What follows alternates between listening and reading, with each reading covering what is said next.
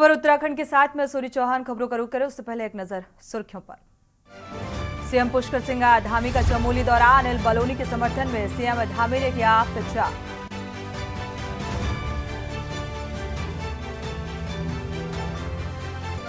केंद्रीय गृह मंत्री अमित शाह आज उत्तराखंड दौरे पर, गढ़वाल संसदीय सीट के कोटद्वार में जनसभा को करेंगे संबोधित।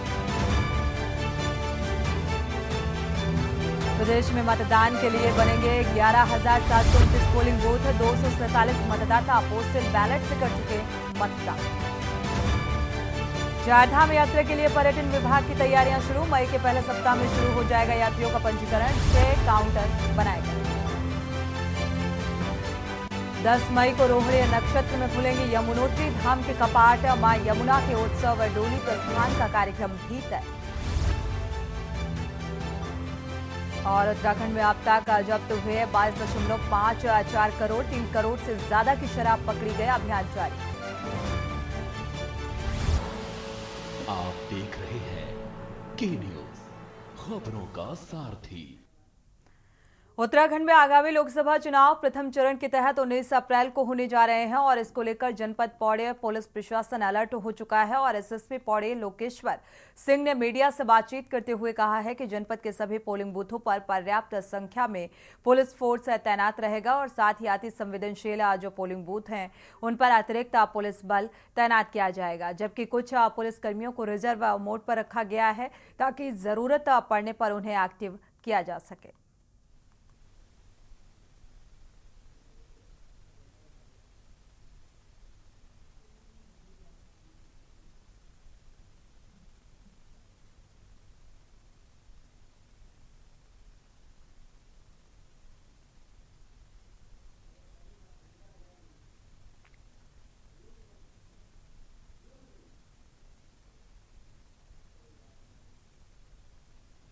तो लोकसभा चुनाव को देखते हुए फिलहाल प्रशासनिक अमला भी पूरी तरीके से सतर्क हो चुका है और जनपद पौड़ी में, क्योंकि उत्तराखंड में पहले ही चरण में मतदान होना है, इसको लेकर लगातार जो बूथ हैं और कड़ी सुरक्षा व्यवस्था के बीच प्रशासनिक सतर्कता देखने को मिल रही है।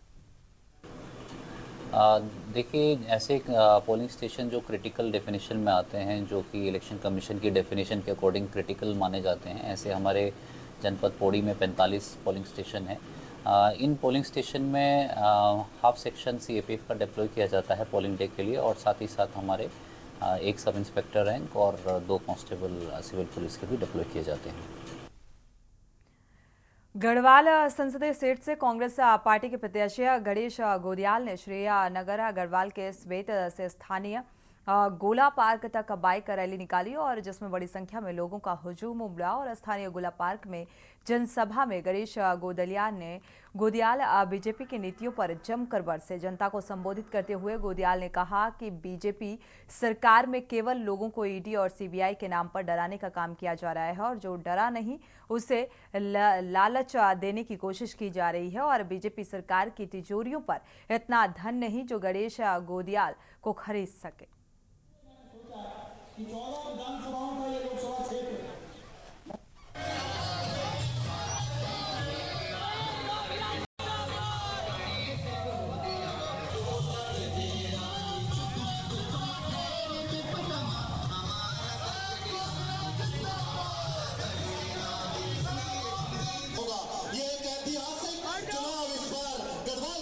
ये सब लोग इतनी बड़ी संख्या में सभाओं में उमड़ रहे हैं कि और चेहरे पर जो आशीर्वाद का भाव लोगों के दिखता है, मैं सच में उसका वर्णन नहीं कर सकता और मैं नतमस्तक हूँ इस प्रेम के आगे। और मैं समझता हूँ कि निश्चित रूप में हमारे गढ़वाल संसदीय क्षेत्र के लोग मन बना चुके हैं कि उन्हें एक मजबूत वकील के रूप में गणेश गोदियाल को संसद में भेजना है। और देखिए, मैं पहले भी कह चुका हूँ कि केंद्र की सत्ता और राज्य की सत्ता गणेश गोदियाल को जीतने नहीं देना चाहती और गढ़वाल की जनता मुझे हारने नहीं देना चाहती। देखिए, गणेश गोदियाल जी के समर्थन में जो लोग आ रहे हैं वो कोई भाड़े की भीड़ नहीं है। जैसे भारतीय जनता पार्टी भाड़े की भीड़ इकट्ठा कर रही है, ऐसे गणेश गोदियाल जी के साथ अपने मन से स्वस्फूर्त जो है लोग जुड़ रहे हैं। मैं आपको ये विश्वास दिलाना चाहता हूँ कि जनता मन बना चुकी है परिवर्तन का और इस आधार में गोदियाल जी के साथ आज पूरा जन जन कर चुका है। निश्चित तौर से बीजेपी आगे रुड़की की पिरान कलियरा विधानसभा का अगर जिक्र किया जाए तो यहां मोरगुबपुर ग्राम में कांग्रेस पार्टी के राज्यसभा सांसद इमरान प्रताप गढ़ी ने विशाल जनसभा को संबोधित किया और इस दौरान देर रात तक हजारों की संख्या में पहुंचे जनसैलाब को देखकर इमरान गदगद नजर आए। आपको बता दें कि कांग्रेस के राज्यसभा सांसद इमरान प्रताप गढ़ी रुड़की की पिरान कलियरा विधानसभा पहुंचे और उन्होंने बड़ेढ़ी से मरगूबपुर तक रोड शो निकाला और मरगूबपुर में एक विशाल चुनावी जनसभा को भी संबोधित किया।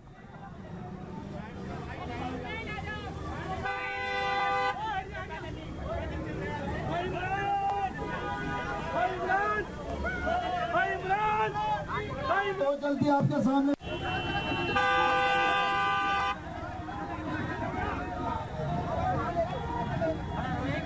कांग्रेस पार्टी की लहर है और उत्तराखंड में भी कांग्रेस पार्टी सारी सीटों पे बहुत मजबूती के साथ लड़ रही है। नरेंद्र मोदी जी की केंद्र की सरकार और यहाँ की डबल इंजन की सरकार दोनों पूरी तरह विफल है।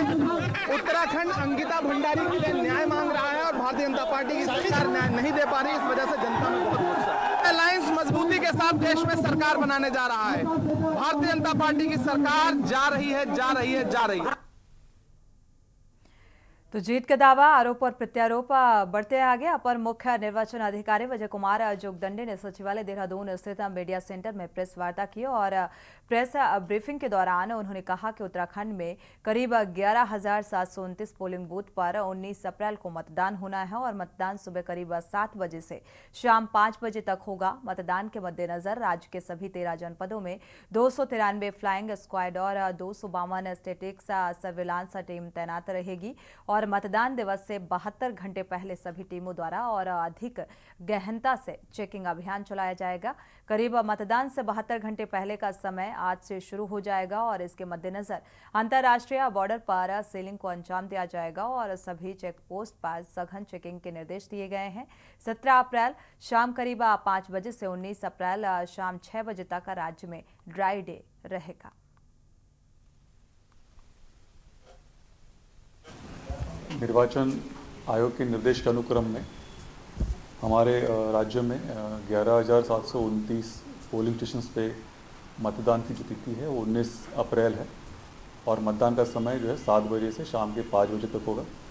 उसके दृष्टिगत पूरे राज्य भर में जो 13 जनपद हमारे हैं, इन सभी जनपदों में 293 फ्लाइंग स्क्वाड्स तैनात किया गया है। उसके साथ में जो स्टैटिक सर्विलांस टीम्स होती हैं, SSTs होती हैं, वो 252 तैनात किया गया है, 252। मतदान दिवस से 72 आवर्स पहले इन सभी टीमों का जो इन्फोर्समेंट एक्टिविटी होता है उसको और स्ट्रिंजेंट किया जाता है और सजग उसमें किया जाता है और गहनता से चेकिंग का कार्रवाई किया जाता है। 72 आवर्स का जो समय होगा वो कल से प्रारंभ हो जाएगा। उसके दृष्टिगत अंतर्राष्ट्रीय बॉर्डर पे सीलिंग को अंजाम दिया जाएगा। उसमें खास तौर पे पिथौरागढ़ जनपद, चंपावत और उधम सिंह नगर। मुख्यमंत्री पुष्कर सिंह धामी देहरादून में बीजेपी चुनावी मीडिया सेंटर में पत्रकार वार्ता किया और इस दौरान धामी ने कहा कि बीजेपी जो कहती है उसे कर दिखाती है। प्रधानमंत्री नरेंद्र मोदी की गारंटी के रूप में बीजेपी ने जो संकल्प पत्र जारी किया वो समूचे देश के विकास का रोड मैप है और ये भी कहा कि प्रधानमंत्री मोदी ने 2047 तक विकसित भारत का संकल्प लिया है और अब इस संकल्प को पूरा करने में मतदाताओं की अहम भूमिका है और इसीलिए पूरे देश के जो मतदाता हैं प्रधानमंत्री मोदी को तीसरा कार्यकाल देने के पक्ष में मन बना चुके हैं।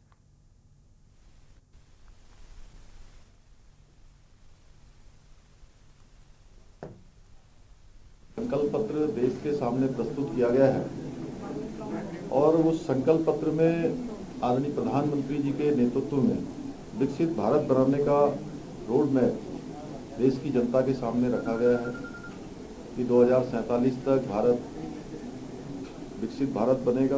उसमें सेवा, सुशासन, गरीब कल्याण और मोदी जी की गारंटी का ये संकल्प पत्र है। और जो पहले भी संकल्प भारतीय जनता पार्टी ने देश की जनता के सामने, प्रदेशों की जनता के सामने रखे हैं, वो सारे के सारे संकल्प पूरे हुए हैं। वो धरातल पर उतरे हैं। देश के समग्र विकास और आने वाले उज्जवल भविष्य के लिए ये मोदी जी की गारंटियां हैं। आदरणीय मोदी जी ने इस संकल्प पत्र के माध्यम से विकसित भारत की नींव रखने के साथ साथ हर वर्ग के उत्थान की नींव भी इसमें रखी है। बढ़ते आगे, मुख्यमंत्री पुष्कर सिंह धामी ने कांग्रेस महासचिव प्रियंका गांधी पर निशाना साधा और प्रियंका गांधी ने हरिद्वार की चुनावी सभा में कहा था कि वो देश में सख्त नकल विरोधी जो कानून बनाएंगे और मुख्यमंत्री ने इस बात का जिक्र किया कि प्रियंका गांधी का भाषण कई महीनों पहले लिख लिया गया होगा और क्योंकि सख्त नकल विरोधी जो कानून है वो राज्य सरकार काफी पहले ही बना चुकी है और इसी का परिणाम है कि पूरे प्रदेश में बड़ी संख्या में युवा प्रतियोगी परीक्षाओं में निकल रहे हैं।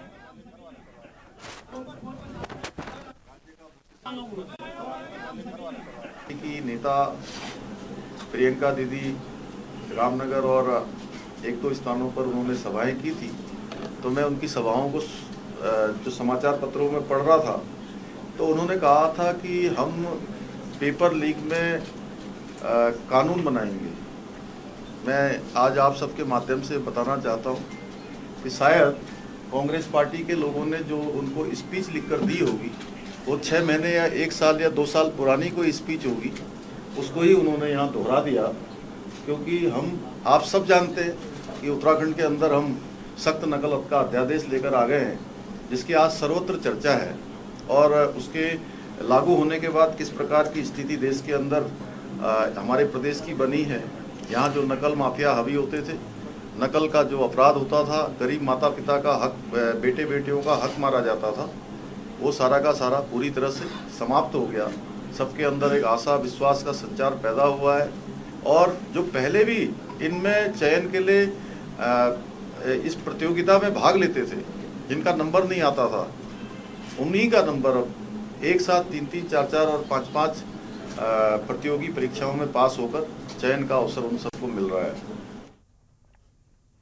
बढ़ते आगे, जनपद उधम सिंह नगर में माफियाओं के हौसले इतने बुलंद हैं कि पकड़े हुए वाहन को बंदूक के बल पर छुड़ा कर ले जाते हैं और मामला गुलजारपुर वन चौकी से जुड़ा हुआ है। फायरिंग से पहले कोसी नदी में ही वन विभाग की टीम पर पत्थरबाजी की गई और इसमें वन विभाग के कर्मचारियों को अपनी जान बचाकर वहां से भागना पड़ा, जिसकी शिकायत वन विभाग ने लिखित पुलिस को एक शिकायती पत्र भी दिया, जिसमें 5 नाम और 2 दर्जन से अधिक अज्ञात व्यक्तियों का जिक्र किया गया है। आपको बता दें कि वन विभाग की टीम द्वारा लगातार खनन माफियाओं के खिलाफ कार्रवाई करने में लगी हुई है और इसी क्रम में वन विभाग की टीम को पता चला कि कोसी नदी में अवैध रूप से खनन का काम जारी है और जिसकी सूचना पर वन विभाग की टीम ने तत्परता दिखाते हुए कोसी नदी पहुंची और टीम ने अवैध खनन करते हुए 3 वाहनों को जब्त किया है और इसके बाद खनन माफियाओं ने वन विभाग की टीम पर पत्थरबाजी कर दी।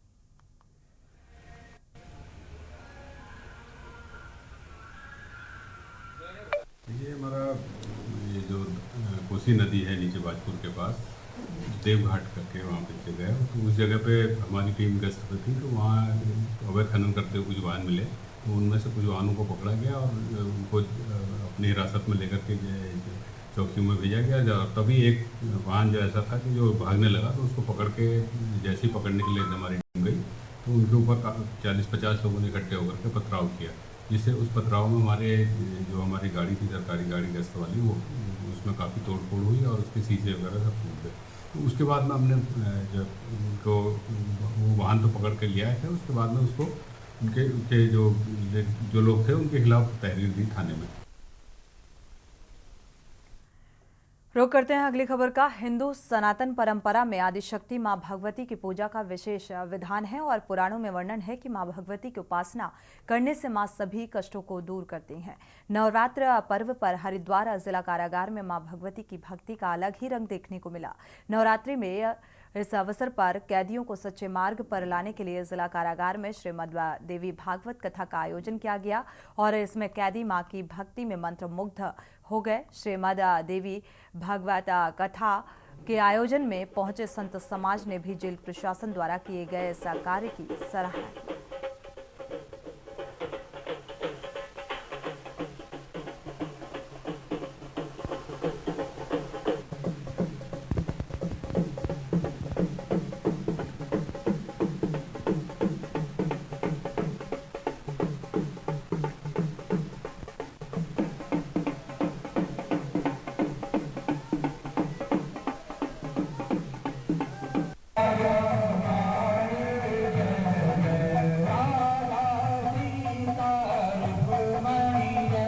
आज मुझे ये लग रहा है कि ये जेल नहीं, एक मंदिर है, एक मठ है। और जितने भी कैदी है सभी आज खुश है, सभी उत्साहित है कि आज सभी ने जो है भगवान की आरती गाई है, भजन किया है। यहाँ पे हिंदू, मुस्लिम, सिख, ईसाई जिसका भी जो पर्व होता है उसको मनाया जाता है। जो जिस पंथ का है, जो जिस संप्रदाय का है उसी के हिसाब से जो है वो पर्व मनाया जाता है। आज आप जानते हैं जितने भी समाज के जितने हिंदू हैं उनके लिए आज देवी भागवत की कथा रखी हुई है और जितने बंदी है सबको पुण्य का लाभ हो जाएगा, पुण्य की प्राप्ति हो जाएगी। और यही हम इनके लिए आशीर्वाद देना चाहेंगे कि भाई आप जल्दी से जेल से बाहर आ जाएं और आपकी जल्दी से आपकी बेल हो जाए। निश्चित रूप से ऐसी कथाओं का जो है एक सकारात्मक प्रभाव जो है हमारे जो इस कारागार में है उनके जीवन में पड़ता है। हम लोग समय समय पर विभिन्न आध्यात्मिक और सांस्कृतिक कार्यक्रमों का यहाँ आयोजन करते हैं और उन कार्यक्रमों के आयोजन के बाद हम लोग देखते हैं कि उनके व्यवहार और चरित्र में जो है एक सकारात्मक जो है प्रभाव जो है उसका उन कार्यक्रमों का पड़ता है और वो उससे उनके जीवन में परिवर्तन आता है। देखिए, कारागार में सभी धर्मों के लोग रहते हैं और सर्वधर्म संभाव का एक वातावरण बने, समरसता का एक वातावरण बने, इसका हम लोग प्रयास करते हैं। खबर विकासनगर से है, जहां देश में आज एक दौरे में हर तरफ एक दौर में सड़कों और पुलों के जाल बिछाए जा रहे हैं, जिसमें जनता का सफर आसान बनाया जा रहा है। और ऐसे ही कुछ उत्तराखंड प्रदेश में हो रहे चौतरफा विकास के दौरान भी देखने को मिल रहा है। मगर इस विकास की एक तस्वीर ऐसी भी है जिस वजह से कुछ योजनाएं करोड़ों रुपए खर्च होने के बाद भी आधी अधूरी अधर में है। जनता की समस्याएं जस की तस बनी हुई है।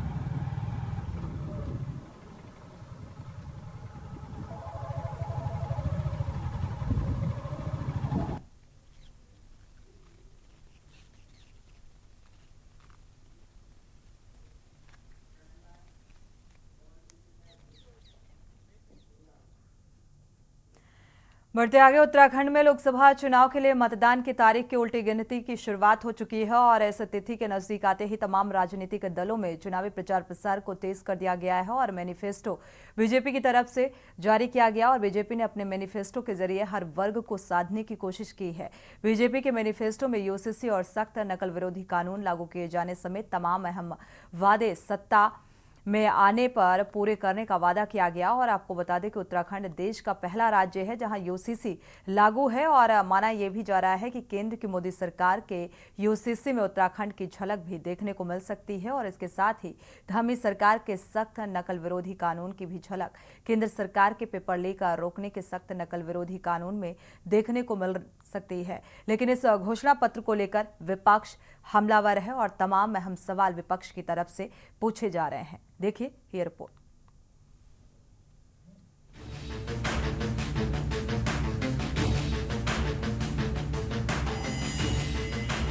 देवभूमि उत्तराखंड में 19 अप्रैल को होने वाले लोकसभा चुनाव के लिए अब समय बेहद कम है। मतदान की तारीख जैसे जैसे नजदीक आ रही है वैसे वैसे तमाम प्रत्याशियों की धड़कनें बढ़ती जा रही हैं। 2024 के दंगल को जीतने के लिए भाजपा, कांग्रेस समेत तमाम दलों ने पूरी ताकत लगाई हुई है। इस बीच भाजपा ने अपने मैनिफेस्टो को जारी कर दिया है। भाजपा ने अपने मैनिफेस्टो के जरिए हर वर्ग को साधने की कोशिश की है। भाजपा के मैनिफेस्टो में यूसीसी और सख्त नकल विरोधी कानून लागू किए जाने समेत तमाम वायदे सत्ता में आने पर पूरे करने का वादा जनता से किया गया है। उत्तराखंड में भाजपा अपने मैनिफेस्टो को जन जन तक पहुंचा रही है। देखिए, भारतीय जनता पार्टी के द्वारा जो हमारा एक लंबे समय से प्रतीक्षा थी यूसीसी कानून की, उत्तराखंड पहला ऐसा प्रदेश बना है जहां पर यूसीसी कानून लागू हुआ है। वहीं नकल विरोधी कानून की हम यदि बात करते हैं तो नकल विरोधी कानून लागू करने वाला भी उत्तराखंड ऐसा पहला प्रदेश बना है। और मैं सोचता हूँ पूरा देश में जितने भी राज्य हैं वो उत्तराखंड का आने वाले समय में अनुसरण करेंगे। और केंद्र का जो अभी भारतीय जनता पार्टी का जो घोषणा पत्र, संकल्प पत्र हमारा जारी हुआ है, उसमें भी इन दोनों मुद्दों को वरीयता के साथ रखा गया है। चाहे हम यूसीसी की बात करें, चाहे नकल विरोधी कानून की बात करें। और मैं सोचता हूँ इस उत्तराखंड में माननीय मुख्यमंत्री श्री पुष्कर सिंह धामी जी को भी एक बड़ा श्रेय मिलता है। आज की जो प्रेस वार्ता थी वो भारतीय जनता पार्टी के मैनिफेस्टो के ऊपर ही थी। मैनिफेस्टो जिस तरह से उन्होंने बनाया 13 दिन के अंदर, जिस तरह से उसे जारी किया, ये सारी चीजें इस बात को दिखाती हैं कि भाजपा का लोकतांत्रिक मूल्यों में कोई विश्वास नहीं है। तो वो जनभावना के बारे में बात को जानने की कोशिश की है और ना ही उन्होंने पत्रकारों के सवालों को लेने तक की बात की। दूसरी चीज आप ये देखिए कि 2014 और 2019 में जो उनका मैनिफेस्टो था उसमें कहीं भी बातों पे कहीं पे भी भाजपा खरी नहीं उतरती। उन्होंने काले धन की बात की, 15 लाख देने की बात की थी कि 15 लाख आ जाएगा, वो गायब है। 100 स्मार्ट सिटी कहीं दिखाई नहीं देती। बुलेट ट्रेन तो छोड़ दीजिए, जो ट्रेनें हैं वो एक्सीडेंट हो रही है लेकिन सरकार को जवाब देने को तैयार नहीं है, वो पूरी तरह से मिसमैनेज्ड है। आपको बता दें कि केंद्र सरकार ने जो वादे जनता से सत्ता में आने के बाद पूरा करने का वादा किया है, उन वादों में से 2 महत्वपूर्ण वादे राज्य के मुख्यमंत्री पुष्कर सिंह धामी पूरे कर चुके हैं। इसके तहत यूसीसी और सख्त नकल विरोधी कानून राज्य में लागू है। उत्तराखंड देश का पहला राज्य है जहां यूसीसी लागू है। वहीं माना जा रहा है कि केंद्र की मोदी सरकार की यूसीसी में उत्तराखंड की झलक भी देखने को मिल सकती है। इसके साथ ही धामी सरकार के सख्त नकल विरोधी कानून की भी झलक केंद्र सरकार के पेपर लीक रोकने के सख्त नकल विरोधी कानून में देखने को मिल सकती है। बता दें कि उत्तराखंड में लागू सख्त नकल विरोधी कानून में नकल करते हुए पकड़े जाने पर 10 साल की सजा के साथ ही 10 लाख रुपए जुर्माने का प्रावधान रखा गया है। आज भारतीय जनता पार्टी ने अपना मैनिफेस्टो रिलीज कर दिया। एक तरफ तो पूरे उत्तराखंड में बवाल मचाया हुआ था भारतीय जनता पार्टी ने कि कांग्रेस के स्टार प्रचारक खो गए, लेकिन जो लोकतंत्र की आत्मा होता है, जो लोकसभा चुनाव की आत्मा होता है, उस मैनिफेस्टो को निकालने में आपने इतनी देर कर दी। मात्र 4 दिन बाकी हैं और 21 राज्यों में 105 से अधिक सीटों पर चुनाव होने हैं और आप कुंभकर्ण की नींद से आज जागे हैं। कांग्रेस की मैनिफेस्टो समिति दिसंबर 2023 में गठित हो गई थी, 3.25 महीने पहले, और 5 अप्रैल को कांग्रेस ने अपना मैनिफेस्टो भी न्याय पत्र के रूप में जारी कर दिया, जिसमें 5 न्याय और 25 गारंटियों की बात प्रमुखता से कही गई है। ऐसे में भारतीय जनता पार्टी अपने मैनिफेस्टो कमेटी गठित करती है 30 मार्च 2024 को और मात्र 13 दिन में ये मैनिफेस्टो कमेटी झटमंगनी पर ब्याह करता है और जुमलों की बरसात करता है। पिछले 10 साल का कोई हिसाब किताब नहीं देता, अगले पता नहीं कितने सालों का लक्ष्य रख दिया जाता है। पहले 2022 गोल पोस्ट था, 2022 तक किसानों की आय दुगनी हो जाएगी, हर सर को छत मिल जाएगी, हवाई चप्पल वाला हवाई जहाज में बैठेगा, काला धन वापस आ जाएगा, 100 स्मार्ट सिटीज बना देंगे, 2 करोड़ नौकरियां सालाना देंगे। इस तरह के तमाम जुमलों की बरसात 2014 से लगातार होती रही, लेकिन अब कहा जा रहा है 2047 में भारत को विकसित देश हम बना देंगे। कुल मिलाकर उत्तराखंड में चुनाव की घड़ी नजदीक है। इस बीच भाजपा की ओर से जारी किए गए मैनिफेस्टो को एक ओर जहां भाजपा ऐतिहासिक बताकर राज्य की धामी सरकार और केंद्र की मोदी सरकार की जमकर सराहना कर रही है, तो वहीं दूसरी ओर कांग्रेस भाजपा के संकल्प पत्र को सिर्फ एक जुमला पत्र बता रही है। सवाल ये है कि क्या देश की जनता भाजपा के मैनिफेस्टो पर भरोसा करेगी या नहीं। Uttarakhand desk report.